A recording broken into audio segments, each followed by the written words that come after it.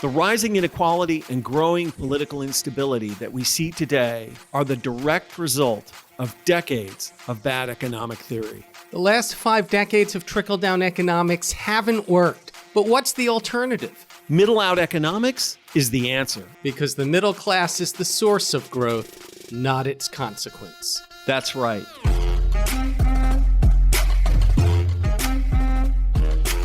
This is Pitchfork Economics with Nick Hanauer, a podcast about how to build the economy from the middle out. Welcome to the show.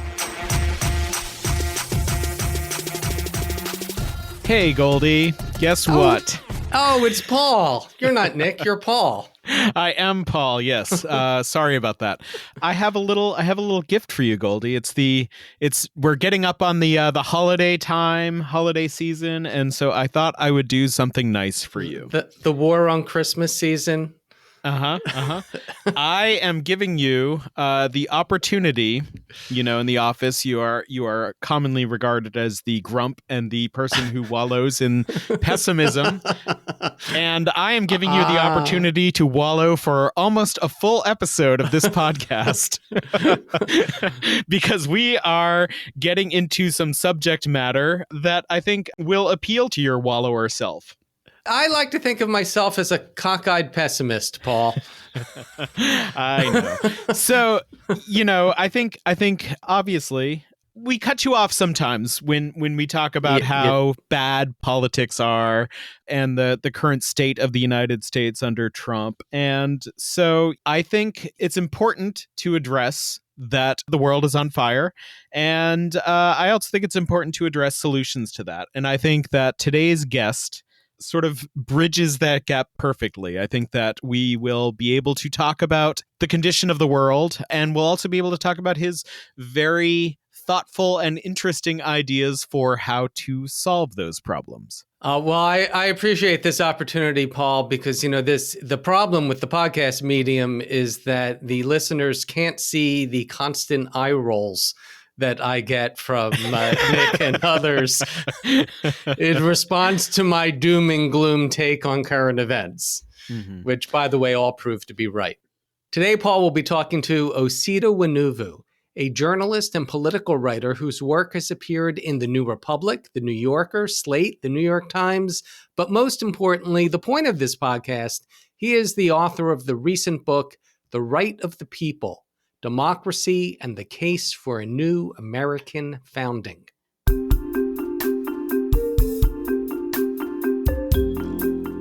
I'm Osita Nwanevu. I'm a contributing editor at The New Republic, a columnist at The Guardian, and the Democratic Institutions Fellow at the Roosevelt Institute. Also author of The Right of the People, Democracy and the Case for a New American Founding, which came out in August. And that is a book about democracy broadly conceived. I also have a newsletter. You can find it at ositananevu.com.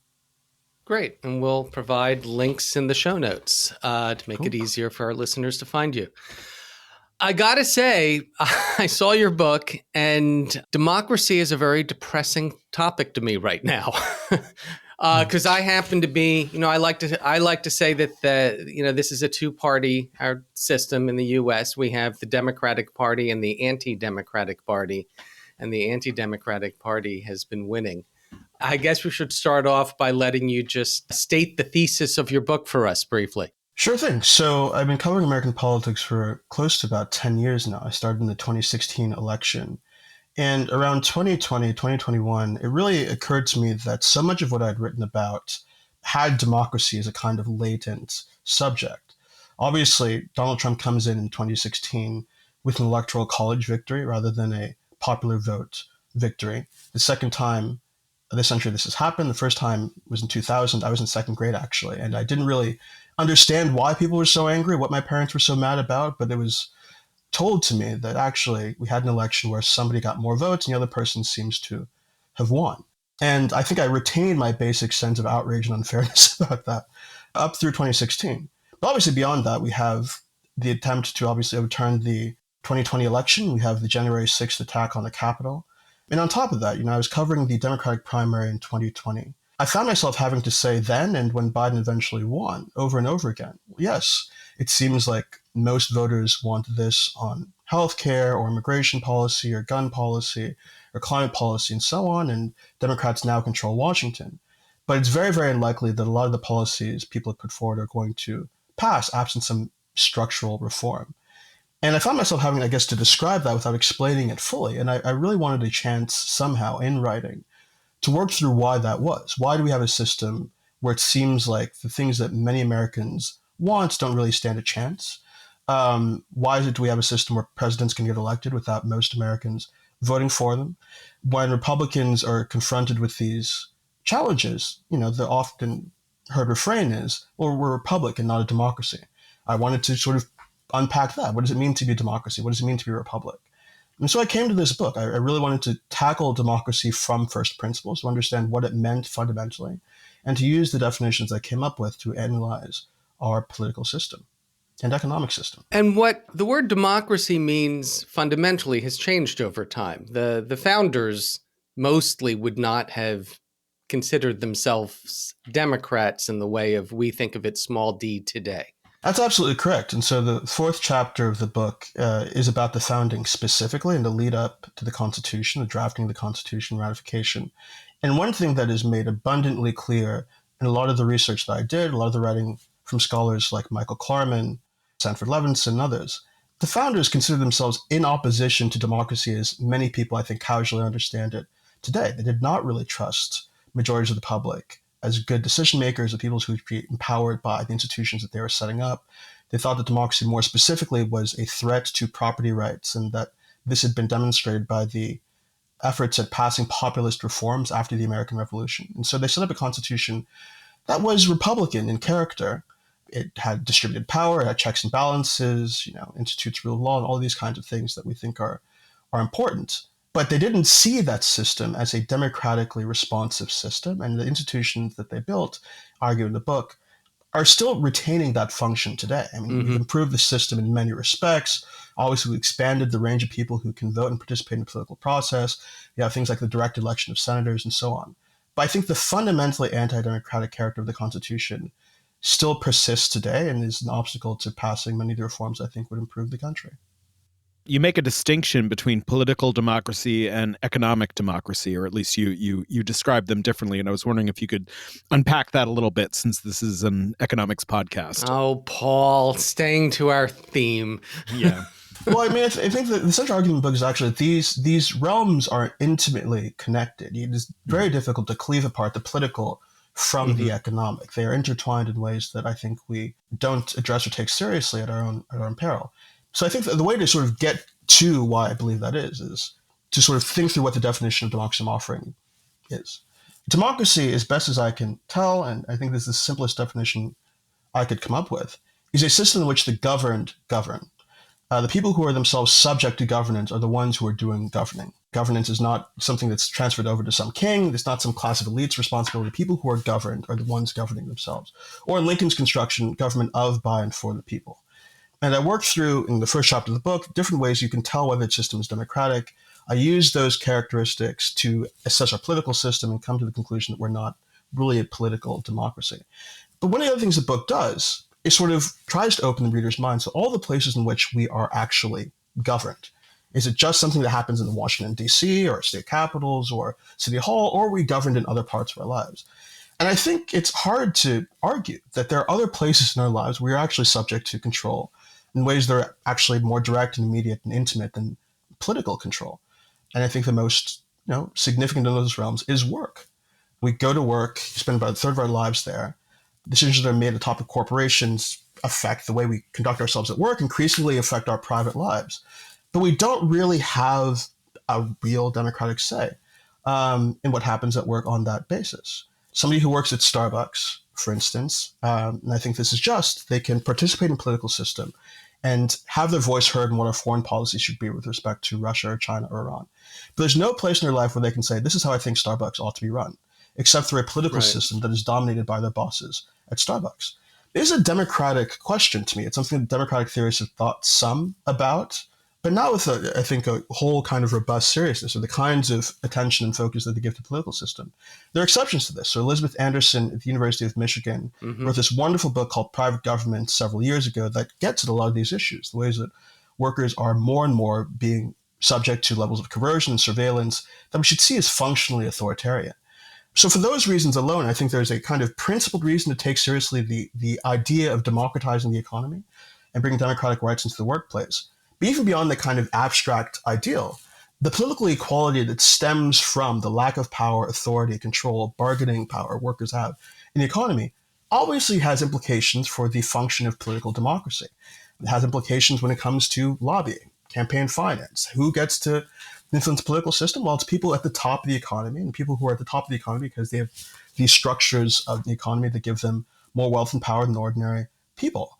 I don't think I could construct a better example of the extent to which inequality matters than the spectacle of having seen the wealthiest human being on the face of the earth this year, because he donated $260 million to Donald Trump's campaign last year, get rewarded with a position in the executive branch where he got to rework the entire branch to his liking, fire thousands of people, end programs.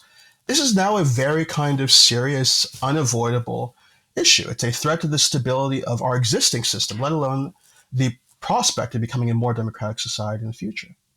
Right. Well, this gets all the way back to Brandeis's observation that we can have, extreme wealth inequality, or we can have democracy, but we can't have both. I love that you brought up Elizabeth Anderson's book. I love that book. We had her on the pod. Her, the way she describes the modern workplace as the communist dictatorships in our midst really struck something with me, because I've always felt that there was something wrong about wage labor. The idea that, well, Paul will know from working with me, the idea that the people that pay you, you have to do what they tell you to do to keep your living. And the title of the book, Private Government, she makes that distinction between private government and public government. And private government is that government within the firm, within the workplace that we have no democratic rights in. But public government, that's the one that's supposed to be a democracy. There's always been this tension, really from the nation's founding, from the Declaration of Independence on, between the aspirations, these democratic aspirations, versus the reality of the Constitution they wrote. The reason why it was so depressing to actually even approach your book, I had written a chapter for an upcoming book in which the current draft starts, the U.S. Constitution is fucked, but it's always been fucked. I mean, it was designed in a certain way. It's a much more succinct way than to put it than I did. I think I should have gone with that, maybe. Yeah. I mean, it's been broken from the start, and it was broken because 70 years later, we had a bloody civil war because of the flaws in this Constitution. It was designed to preserve the power of the slaveholding elites in the South. It's filled all the compromises, the 3/5 Compromise, the Missouri Compromise, the Compromise of 1850. This was a union that was kept together with anti-democratic compromises until, by the 1860s, the demographics were too great, that there was too much population in the North for the South to maintain its control. I despair that there's any way to fix this. I mean, we can't fix it through constitutional amendment or a constitutional convention because the small red states have disproportionate power in those constructs. So what do we do? Well, we can't fix it in the near term in those ways. But I do hold out the possibility that at some point in the next decades, hopefully within my lifetime, we do come to a point where a convention seems plausible. I don't think it's something we should do now or in the next 5 years or 10 years. You have to kind of build a consensus that there is this kind of grand structural problem that demands democratic solutions, and we haven't really gotten there yet. I think the American people need to be brought into this conversation and convinced of the things that I'm already convinced by. But the reason why I don't really despair is because, in the grand scheme of things, American society today looks radically different than it did 100 years ago. 1925 was a world that would have been unrecognizable, I think, to any of us today. We'd just gotten women the vote, right? We'd still had a long way to go to actually make them equal citizens. Obviously, it goes without saying we did not have real racial equality in this country. a chaotic time in American life. You had lynchings and bombings and levels of political corruption that make Donald Trump look kind of like a softie, like actual ballot stuffing and people trading votes and so on. Like this is a completely different society. But I think people through all that, reformers of all kinds, with a level of determination and resolve and vision that I think verged upon madness, really dedicated themselves to creating a more progressive and just America and had a tremendous amount of success. We always have a long way to go, but the point is, the idea that we might come to 21, 25 and have a different legislature seems much more modest of an aspiration than people who thought themselves that they were going to create a racial egalitarian American society 100 years ago. Like that level of structural change actually seems quite achievable when we consider the level of change we've seen in the last 100. So I think change is possible. It's just a matter of seeing this as an ongoing struggle, the movement that has to be built, like the civil rights movement or the women's movement. A movement for a more democratic America is, I think, a generational project and one that we can embark upon now, as daunting as I think as things might seem. I think more and more people are primed for this too. I think that we're coming to a less reverential attitude about the founding, about the Constitution. We're asking ourselves new questions. And we can go in different directions on that basis. We can veer further towards fascism, or we can have a more progressive alternative. But I think the ground, in a weird way, has been paved by Donald Trump. I think people are alarmed by what he's done to the Constitution already. They are kind of seeing the ways in which it's been unable to restrain him, ways that I think they might have embedded his rise, as I argue in the book. People know the institutions aren't working. There's a poll that was done last year that said 70% of Americans not believing American democracy functioned in their interests and functioned well. So people are ready for this conversation to begin. They just need leaders and advocates willing to begin it and set them in the right direction. And once we're in the right direction, I do believe that we can eventually succeed in creating a more democratic America. So one thing that I think that we're missing from this is a powerful and affirmative alternative vision, right? Like, I think that for most of the 2010s, I think one of the dominant pop cultural narratives was the dystopian story, the Hunger Games, the Road, all these things were prominent. And I think that our leaders have done a very bad job of explaining what a better world might look like to people and getting people to believe it. You want a utopian story, Paul? Because there's a lot less conflict and tension there. Like, sure, I don't know. Yes. Sure, yes. Although Star Trek was a utopian story, and that was very popular throughout the 20th century. Anyway, I'm not asking you to write a Star Trek for the new generation. I'm curious if you could talk a little bit, like, for instance, what democratic governance of work would look like. I think identifying the workplace as an increasingly dystopian space is useful, but I think we also need to talk about what an ideal workplace under a truly democratic system would look like. Well, economically, I think it means more rights and more power for workers at work. You have a problem, you're being underpaid, you have some situation at work you need to resolve, you have a union that's able to act in your interests. You don't have employers that obstruct and prevent you from getting together with your fellow workers to address those issues and to get what you deserve at work. You also have structures within work, whether that's a works council or co-determination, seats on the corporate board, where you are actually at the table, or a representative you choose is at the table making decisions about the way the company you work for ought to be run. I also think it means, ideally, if we want to be pie in the sky, we have an economy where workers actually own and control a large share of every major corporation in this country. Bernie Sanders put out a plan in this vein in 2020, where he said that companies of a certain size, I think it's about 100 million more on their balance sheets, or companies that are publicly traded, would be required to put 20% of their shares into a fund that would be owned and controlled by the workers. It would pay them out dividends like shareholders on Wall Street, but it's something that they would be entitled to as people who actually work at the company. And it would give them voting rights on corporate decision-making. Those kinds of ideas where workers are actually in the driver's seat in the economy, not rhetorically, because there are structures in place that give them meaningful say about how the companies they work for ought to be run. That's kind of the place I think we ought to go. And we should see that as part of a democratic project. Again, we believe in democracy because we believe we're entitled to a measure of control over the conditions that shape our lives. We are not here to be enthralled to people who happen to be born wealthier and more powerful than us. We're not here to be mere victims of circumstance. We deserve the right to live the lives that we want to live and to direct them in the ways we'd like to direct them. And having that level of authority and power in the economy is a very concrete and material way of making that possible for more and more people. And I think that's a way of delivering on the promise of American democracy. It does not just seem like something your civics teacher told you in high school. You're not just talking about institutions, you're not just talking about norms, you're talking about concrete ways in which every American will have more money in their pocket and more agency to live the lives that they'd actually want to live. That's the vision, that's the ideal. And I think it's a democratic vision. And it's a way of talking about democracy I don't think people are used to hearing in this country.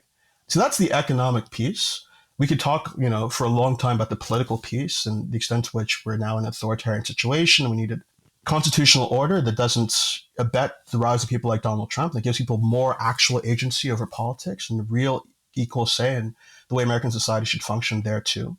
But the overarching vision is American democracy is this ongoing project. It's not something that people finished and did in 1787. They now just have to go over it with a feather duster. It's a thing that we ourselves should find a real role in creating. We should consider ourselves founders of a more democratic society. That to me is a vision. That's a project. That's something that's galvanizing. It's not just you're just caretaker of this old order. You are shaping a new order, a new America for the benefit of your own, material interests, but also for the benefit of this country as a whole. If we talk about democracy in that way, I think it's something that's potentially compelling. And it also, I think, answers the key problem that Democrats had in the last election. To talk about democracy purely, again, as this kind of woolly abstraction people didn't really understand as connecting to the extent to which they could pay their rent or the mortgage or pay for childcare or healthcare. Talking about democracy as this kind of empowerment, as a material dimension, I think is very, very important. You riff off of Eric Foner's idea of the second founding, the idea that there's basically been two periods of American history in terms of governance, the idea of what the government is before the Civil War and after the Civil War, and you call for a third founding. And key to that idea, I think, is that doesn't require rewriting the Constitution. That requires reconceptualizing our relationships within at least the fiction of the current Constitution. What would, in your mind, what would these changes look like in a third founding? Well, and we talked about the economic piece a little bit. I think seeing that as part of a new founding is very, very important. Mm-hmm. I write in the book about the extent to which the political institutions that we have that are troubling us, things like the Senate and so on, were products of economic concerns that the founders had. They thought that ordinary people had been given too much power by state legislatures in the aftermath of the American Revolution, and they wanted a political order that would clamp down on those kinds of populist demands, and that's why they had created institutions they did. So seeing the economic piece as part of what it means to reconceptualize America and to develop a more democratic American society is important.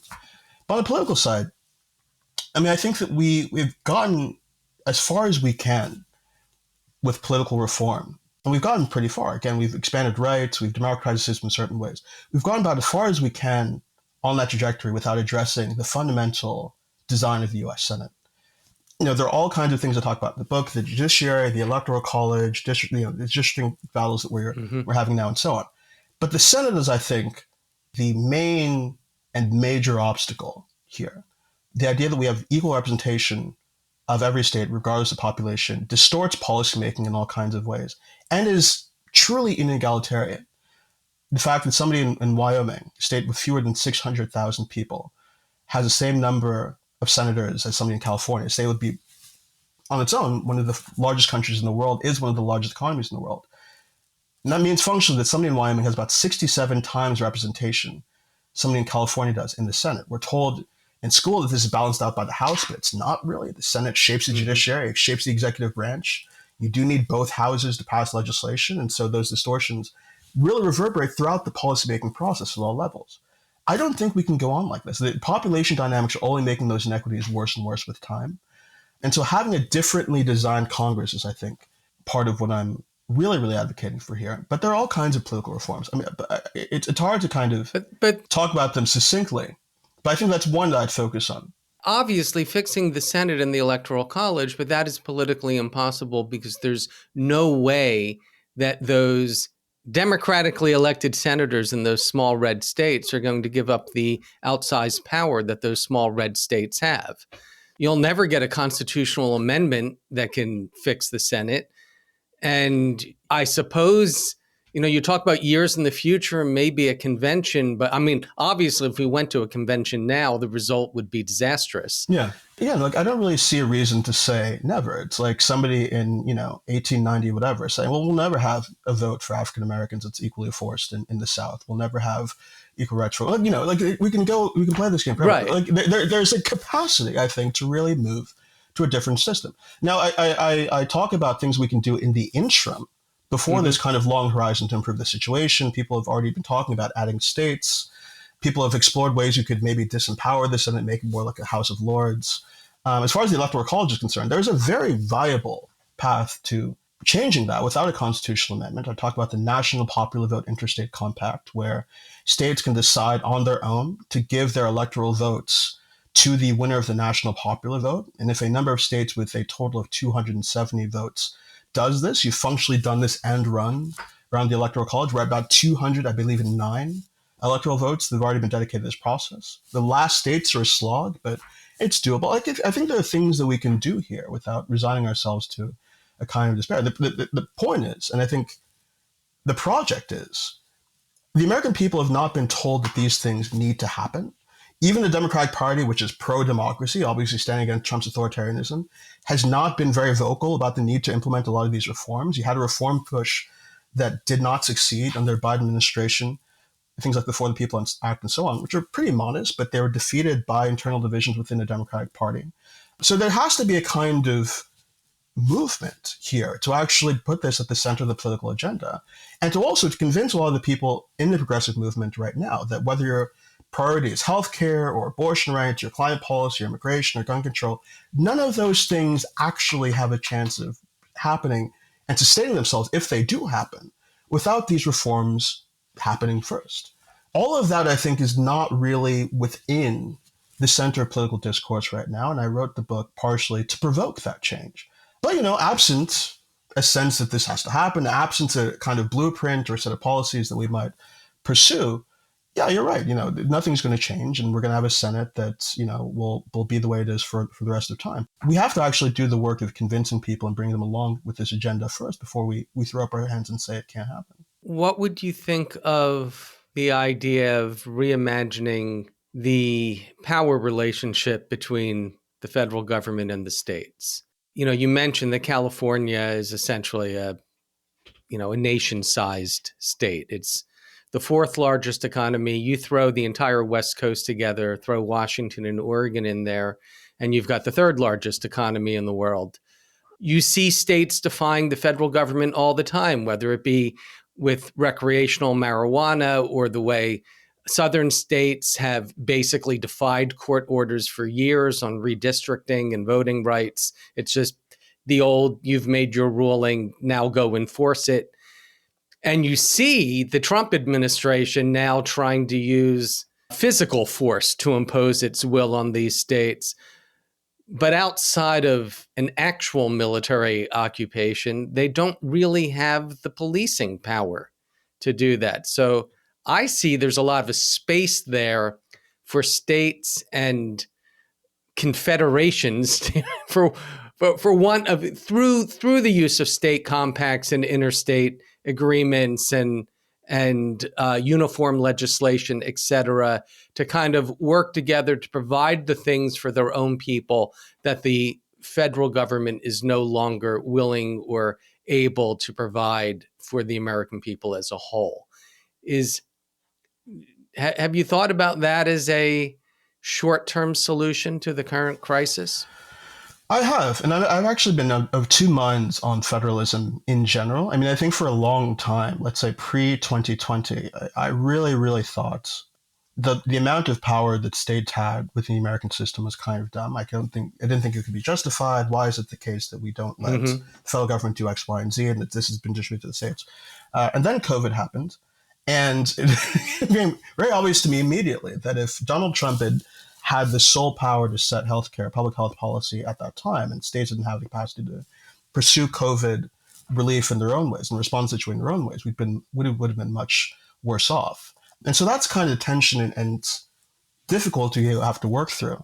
There's this great book called Laboratories Against Democracy by Jake Grumbach that deals with the inequities of state politics that I think also has to be taken seriously. I mean, he finds that for reasons that seem kind of intuitive once you think about it, that state and local governments can actually be less accessible and more egalitarian than the federal participation in the federal system because, well, who pays the most attention to like granular state and local issues? Wealthier people, whiter people. Everybody comes to the table in presidential elections. Everybody's watching CNN to figure out what's going on at the national level. Who's really paying attention to bond issues and the kinds of things you ends up on your ballot if you're a local voter? Well, it tends to be wealthier folks. And so there are these inequities that come into state politics as a consequence of that. So I don't know. I don't have a sense that like what the perfect balance is a matter of abstract ideals or whatever. But I do think that you're right. There's a practical reality now. We have the opportunity to sort of test things out and build things at the state level that we hope become national policy moving forward, whether that's healthcare policy. I'd like to see more state power in setting labor law, actually, especially now that we have an NLRB that seems like it's about to be gutted at the federal level. States like California and New York are already taking steps to see what they can do to enforce labor law and to construct an alternative at their level. I'd like to see more of that. So I do think it's a kind of viable interim solution. When it comes to experimenting with different kinds of democratic forms, so I talk about, direct democracy in certain respects, things that we might be able to try out there. We could try them out at the state and local level. If they work well enough, we could think about implementing those things at the national level. Once we get to a point where we're able to implement large-scale political reforms. But, state and local politics, it's this bind where it is, as it stands, less accessible in certain ways, but also the venues in which I think we can do a lot to try things out, and also build enough power to eventually get us to a point where we can implement more radical changes and more dramatic changes at the national level. That's my kind of long-winded, convoluted answer to a good question. I guess I have a blinkered view of this living in Seattle where, we just elected a socialist as mayor, and we pioneered the $15 minimum wage and other labor standards, secure scheduling, paid sick leave, et cetera. This is not a city where the moneyed interests tend to get their way. But I can see that's not. No, look, I'm old enough. I grew up in an era where states' rights was the villain. Obviously, it was what was being used to fight civil rights and voting rights and in defense of segregation. I was a kid, but I remember the 60s and the early 70s. So it's difficult for me to now look at states' rights as possibly the thing that will protect our freedoms. Yeah. But, times change. I did want to ask you the final question we ask everyone, which is, why do you do this work? Oh, that is a terrifically hard question because I'm thinking through why I do this work intensely a lot now. I think that I came into writing and journalism because I had a very kind of simple model of how this occupation worked in my head. You find some facts out in the world, or you make a particular kind of argument, and you present it to people who can read it, a general public, and they read that, and they think differently about an issue or a policy or a politician, and then things change as a consequence of their being exposed to your brilliant argumentation or your brilliant reporting. And we have seen conclusively in real life over the last decade how thin and unrealistic that model of what this job does is like. So I'm now in a position of thinking through, like, what is it that I actually hope to achieve through writing? Is writing the primary vehicle even for reaching the public that you want to be exposed to your ideas? My animating reason remains the same. Like I do this because I want to see a better country. I think that there are so many things we could be doing better as a matter of policy. There's so many injustices that I think that we could be rectifying, which is not to say America right now is in the pits and the worst it's ever been. I actually think it's important to recognize in our history how much worse things have been. And understanding that actually gives me a tremendous amount of hope, as I maybe suggested earlier. Understanding how dark and bleak and horrible the past has been, and how much better things are as a consequence of people writing and arguing and organizing and competing for power, like understanding that things can change, as dark as things may seem, is tremendously important. I do this work because I'd like to see a better country, and I'm not sure I'm doing it in the right way, in the most effective way to bring those things about. I think all journalists and all writers are kind of having to navigate the extent to which this occupation allows them a real way of doing that. But that's why, and I think that's going to remain why.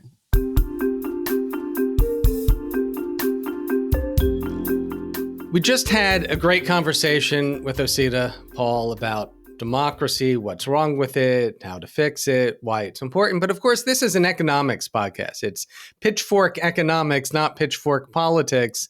So I think it's important to get into why democracy matters when we're talking about economics. I think fundamentally, if Nick was here, he would agree with me that it's because our theory of the economy, of markets, doesn't really see these as two completely separate systems, that democracy and markets are part of the same system, that you can have a market economy without a democracy. I suppose it's a kind of market economy. There is no example of a democracy without a market economy. And we would say that the more politically inclusive a system, the more economically inclusive that system will be. And it's economic inclusion that actually drives innovation, prosperity, and broad-based growth. Yeah, I think that it's impossible to separate the two, Right. politics and economics. And I think that woven through all of his answers were economic solutions, especially, most overtly talking about the workplace. But I think that we're talking about a few corporations that have swallowed up power and are able to basically throw elections in their favor. So I think it's one and the same argument, I think, when you Right. get right down to it. Right. The fact that we were talking about a lot of it on the political side doesn't mean this wasn't an economic argument. And I think it gets back to, his observation about how voters, if you actually polled voters on issues, they broadly agreed with Democrats. Voters broadly support democracy and they fear for our democracy. And yet Trump did win a majority of the vote in 2024 because a lot of people were concerned about economic issues. Mm-hmm. It was that economic insecurity that has been a consequence of the past 50 years of upward redistribution of wealth and income that has led to the point where authoritarianism is capable of taking hold, which is an irony, of course, is that you won't get economic security in an authoritarian system. I mean, a handful of people at the very top will. Obviously, it'll be. Right. But the kind of economy we want, what people really want, a kind of secure, stable, middle-class life, you can only get that from a democracy. And this speaks to, one of the earliest guests on this podcast way back in the beginning, Ganesh Siddharaman, and his book, The Crisis of the Middle-Class Constitution. His thesis was that our Constitution was written assuming a broadly egalitarian nation. And the U.S. at the time of the founding was unique in that regard compared to the rest of the world. And it was largely unique because we were stealing land from the natives. And so everybody, it was a country of yeoman farmers and artisans and small shopkeepers and so forth. So it was, even though you had the slave owning elite and merchant elites, for the most part, broadly, it was a very middle class country. And of course, that's not the world we live in today. Most people aren't yeoman farmers, and there's no more land to steal and redistribute, et cetera. And so this Constitution that was written assuming, we wouldn't have a problem with the Senate, even if there were small states. If the economy of South Dakota was largely similar to the economy of California, Sure. we'd have roughly the same interests, but we don't anymore. There's huge geographic and economic disparities between the states. And it's a vicious circle that feeds on itself, where this economic inequality leads to more political inequality, which leads to more economic inequality, and it's just dragging the entire nation down. We're back to wallowing again. We're back to wallowing in the doom and gloom. Yeah. The goal here, this is the idea behind Pitchforks. I mean, that very first piece that coined it, that Nick wrote, that you either get an uprising or a police state. We're rooting for the uprising. Trump is in the process of trying to impose the police state. Mm-hmm. And and he's got record low approval numbers, and he's also polling very poorly on the economy, which is the only issue that he's been super strong on the whole time. Yeah. You know what will solve that, Paul? We need to sue all the pollsters to bring them in line. I mean, that'll do it. Yeah. I really appreciated Osita's thoughtfulness when he was talking about short-term solutions and then broader long-term solutions that can follow that. And I think that if we're going to fix the economy, we need to think like that as well. We need to enact short-term fixes by raising the minimum wage, getting as much money into the pockets of working Americans as possible, while we're also doing these big systemic shifts to address the inequality that's tearing everything apart. And I think that just really appreciated his view that in the long view we need to change these things, but we can't just sort of wait for a big sweeping change to come. You have to work towards it the whole time. And so in that respect, I thought it was a very optimistic conversation about politics and the economy. So I guess my gift was a failure, Goldy. Paul, this is what I mean when I say that I'm a cockeyed pessimist. I am deeply pessimistic about the future. Yet here I am doing the work because, there's no shame in tilting at windmills. Occasionally you knock one over. And, right? It's possible. It's possible to knock over a windmill. Mm-hmm. At a small scale, I've knocked over, maybe not a windmill, but a couple standing fans over the course of my career. What do you have against green energy, Goldy? Right. So I think, yes, obviously we have to continue the work. There's no other choice but to continue the work and hope that we succeed. If you want to read more from Osita, his book, his newsletter, some of his articles, we will provide links in the show notes. You can also purchase his book, The Right of the People, Democracy and the Case for a New American Founding. You can download it from the library. You can take it out of the library. You can purchase the book from that giant online monopolist. Or, Paul, since you're the expert on this, where else can people get books?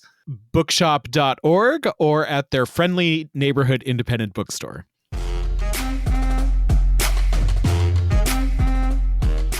Pitchfork Economics is produced by Civic Ventures. If you like the show, make sure to follow, rate, and review us wherever you get your podcasts. Find us on other platforms like Twitter, Facebook, Instagram, and Threads at Pitchfork Economics. Nick's on Twitter and Facebook as well, at Nick Hanauer. For more content from us, you can subscribe to our weekly newsletter, The Pitch, over on Substack. And for links to everything we just mentioned, plus transcripts and more, visit our website, pitchforkeconomics.com. As always, from our team at Civic Ventures, thanks for listening. See you next week.